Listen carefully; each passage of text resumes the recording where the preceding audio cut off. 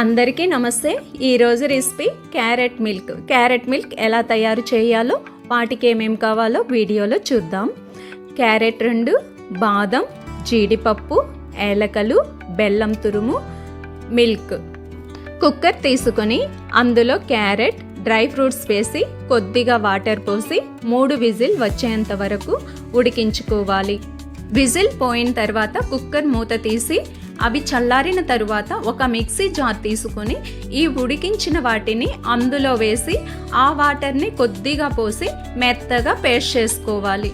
Pan తీసుకొని అందులో కొద్దిగా నెయ్యి వేసి మనం కట్ చేసుకున్న డ్రై ఫ్రూట్స్ని అందులో వేసి ద్వారగా వేయించాలి. కాచి చల్లార్చిన మిల్క్ను తీసుకొని అందులో మనం ముందుగా తయారు చేసుకున్న క్యారెట్ పేస్ట్ను కూడా అందులో వేసి రుచికి సరిపడినంత బెల్లం తురుము కూడా వేసుకొని డ్రై ఫ్రూట్స్ వేసి మొత్తం కలుపుకోవాలి.